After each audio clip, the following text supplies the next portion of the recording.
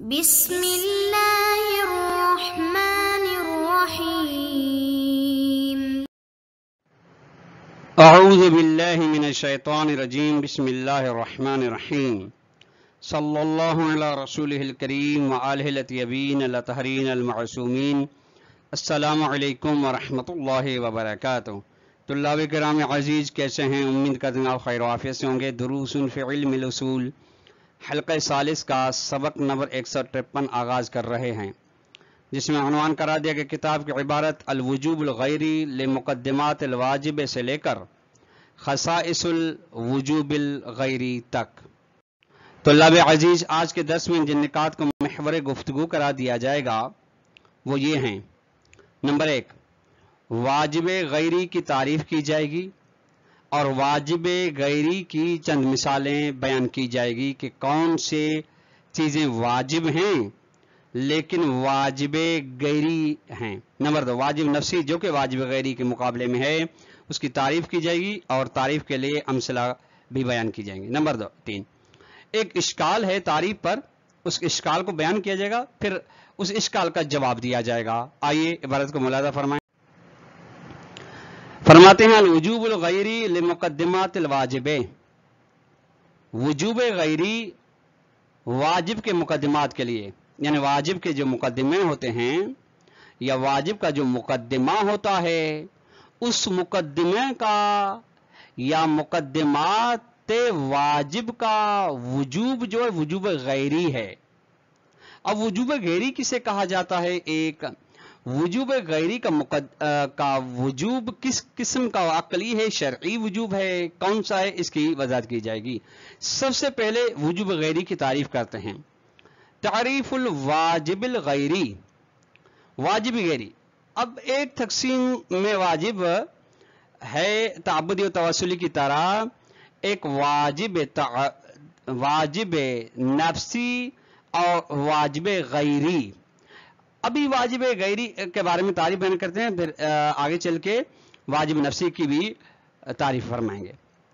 اتضح مما تقدم، واضح ہو گیا ان باتوں سے جو بیان ہو گئی، یعنی جو بیسی مسئولیت مکلف انتجاہ المقدمات کی جو مباحث تھیں، وہاں میں جو تفصیلات بیان کی گئی ان میں سے ان کو بیان کرنے سے واضح ہو جاتا ہے کہ ان المکلف مسئول عن مقدمات الواجب من قبل نفس الوجوب المتعلق بہا کی ضمیر جاری ہے مقدمات کی جانب، کہ مکلف ذمہ دار ہے، مکلف کے اوپر واجب کے مقدمات کا بھی وجوب ہے، مسئول ہے وہ بھی کس لحاظ سے؟ خود اس وجوب کی جانب سے جس کا تعلق خود مقدمات کے ساتھ ہے۔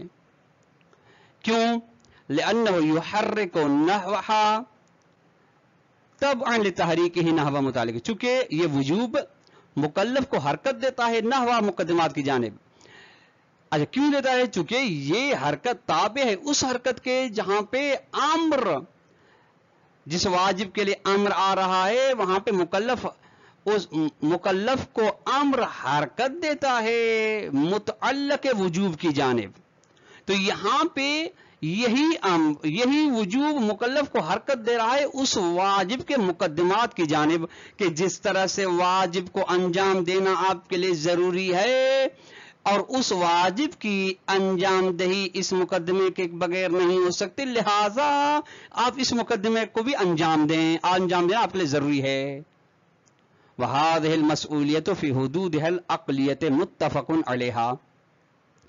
اب یہ ہے کہ یہ ذمہ داری، یہ کہ مقدمہ بھی واجب ہے، اس کی بھی مسئولیت پائی جاتی ہے مکلف کے اندر، اپنے حدود عقلی میں اس پر اتفاق ہے، یعنی عقل تقاضا کرتی ہے کہ جب مولا فرما رہا ہے کہ آپ کا چھت پر چلنا ضروری ہے تو اس کے لیے سیڑھی کی ضرورت ہے، تو عقلی حدود کے اندر عقلی تقاضا یہ ہے، عقل کہتی ہے کہ ضروری ہے سیڑھی لگانا، مولا ضروری نہیں کہ آپ کو کہہ دے۔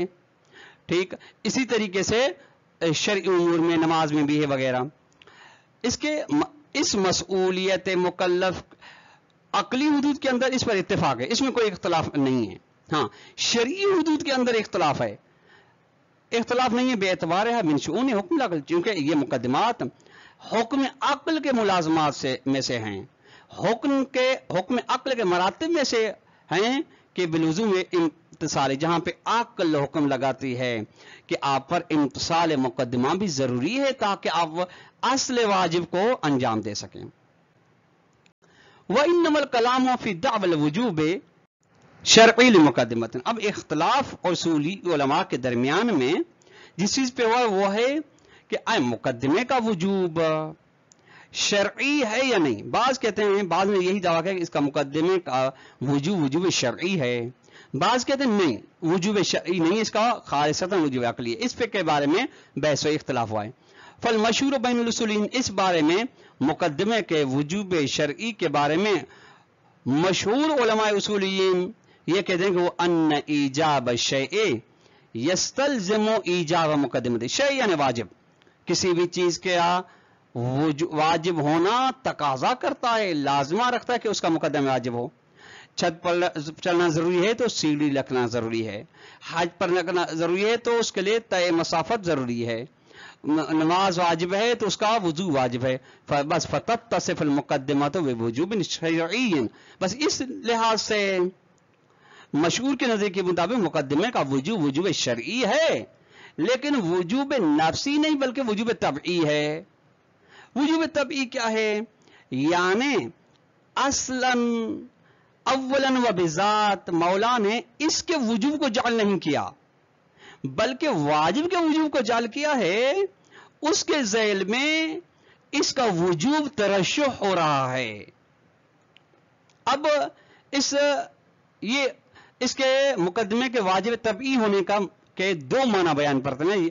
क्या यानी ताबे है वाजिब के, मतलब क्या? इम्मा बेमाना अन्नहु मालूलुन लिवुजूब दिल मुकदमत, इसके तबई होने का एक माना यह है कि यह मालूल है जिल मुकदमे के वाजिब का, यानी जिल मुकदमा इल्लत है, मुकदमा मालूल है। ठीक, हमेशा मालूल ताबे होता है इल्लत के वजूद अदम के लिहाज से। और भी माना यह दूसरा माना यह है कि तबई होने का भी अन्नल वजूबैन मान, दोनों वजूब यानी मुकदमे का वजूब भी जिल मुकदमे का वजूब भी दोनों मालूलान हैं, दोनों मालूल हैं। इनकी इल्लत क्या है? लिल मिलाक अल कायम बिदिल मुकदमा, उस मिलाक व मियार व मसलहत का मालूल है जो मिलाक कायम है जिल मुकदमे के बारे में, यानी जो मिलाक पाया जाता है जिल मुकदमे के अंदर। अब वो मिलाक इल्लत हुआ, ये वजूब मुकदमा वजूब जिल मुकदमा उसका मालूल हुए हैं। अगर उसके अंदर मिलाक न पाया जाता तो ना जिल मुकदमे का के लिए वजूब आता न मुकदमे के लिए। फहादल मिलाक बिनफ्सिही युअद्दी इला इजाब दिल मुकदमत नफ्सियन, ये मेयार ये मिलाक जातन सबब बनता है कि जिल मुकदमा का वजूब नफ्सी हो और मुकदमे का वजूब गैरी वज़म मुकदमियतिल मुकदमत युअद्दी इला इजाबिहा गैरियन, और जब मुकदमे के वाजिब को हम ज़मीमा करेंगे वाजिब के जिल मुकदमे के वाजिब के साथ तो मुकदमे का वजूब गैरी साबित होगा। वाला किलल वजहन, यानी दोनों सूरत में आप वजूब तबई का माना मालूल लें या दोनों का, यानी मुकदमा दोनों जिल मुकदमे का वजूब मालूल लें, फतलाज़ुम बैनल वजूबैन महफूज़न, दोनों सूरत में मुकदमे और जिल मुकदमे के अंदर मुलाजमा पाया जाता है, मुलाजमा महफूज है। यानी जब वाजिब किसी भी जिल मुकदमे के वाजिब होने की वजह से मुकदमा वाजिब होता है, हर जगह पे यह है। व युअर्रफ़ु हाउलाइल क़ाइलून बिल मुलाज़मतिल वाजिबिल गैरी, अब युअर्रिफ़ु उन अफराद ने, उन उलमा उसूलीन ने तारीफ की है जो मुलाजमे के कायल हैं, वाजिब गैरी के मुलाजमे के कायल हैं। यानी वो कहते हैं कि वाजिब गैरी का मुलाजमा है अपने वाजिब के साथ, यानी मुकदमे का जिल मुकदमे के साथ। उन्होंने तारीफ की कि बेअन्नहु वाजिब गैरी माँ, यानी वाजिब गैरी की दो तारीफें उन्होंने की हैं। वो एक माँ, वो वाजिब वाजब गैरी ही जो दूसरे की अपने गैर की वजह से वाजिब हुआ हो। फर्क वजू जातन वाजिब नहीं है, نماز کی وجہ سے واجب ہے. ٹھیک. طے مسافت ذاتن واجب نہیں ہے, وجوب حج کی وجہ سے واجب ہے. ٹھیک. سیڑھی رکھنا واجب ذاتن نہیں ہے بلکہ چھت پر چلنے کی وجہ سے واجب ہے.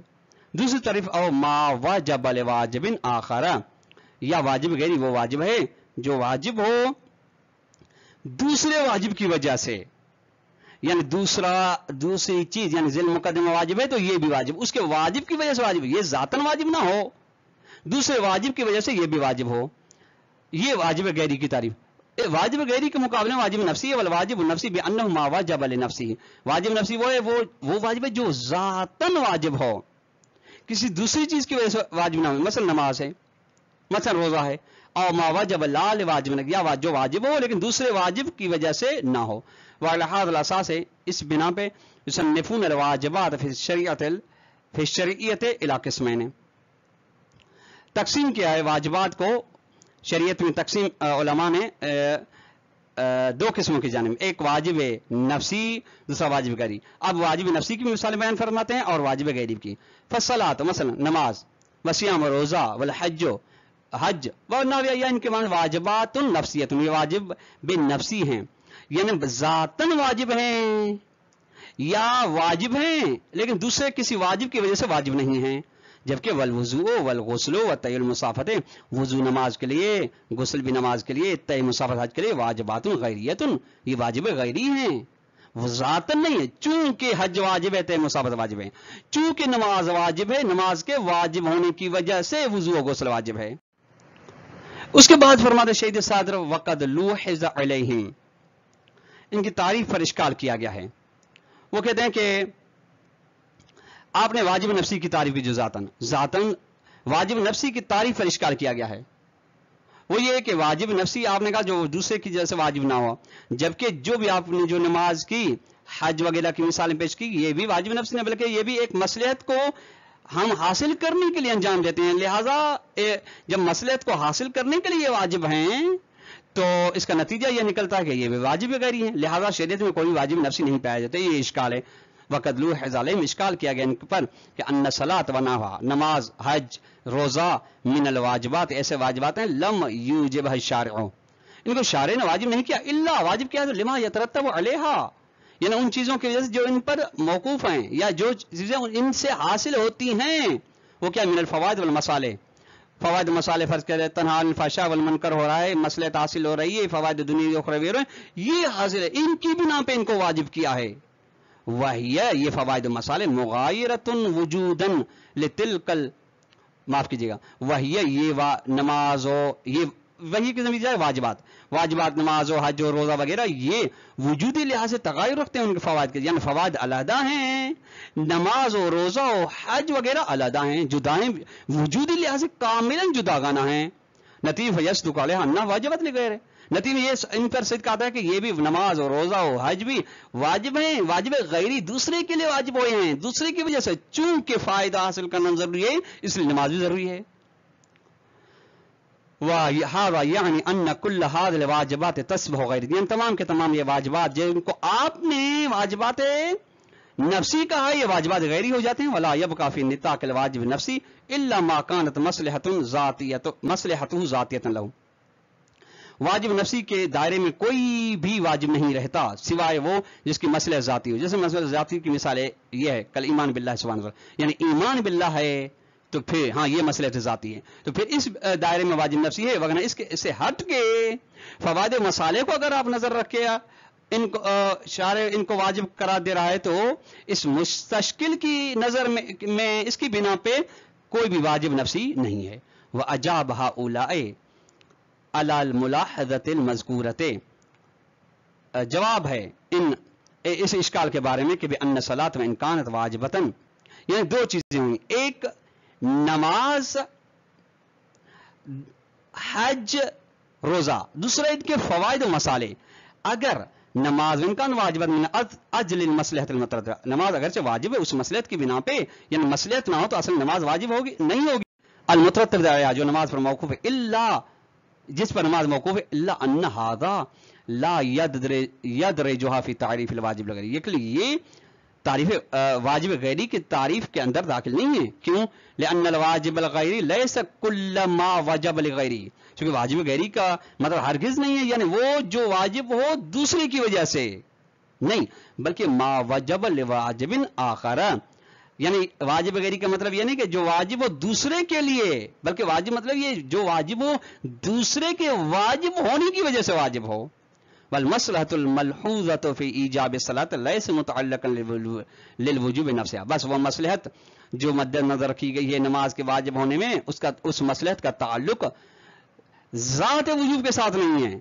جب ذات وجوب کے ساتھ نہیں ہے اس کا تعلق فلا يصدق على الصلاة انها وجبت لواجب آخر، بس پھر نماز پر یہ صدق نہیں کرتا کہ یہ مصلحت واجب ہے دوسرے واجب کی وجہ سے، لہذا اشکالی ختم ہو جاتا ہے.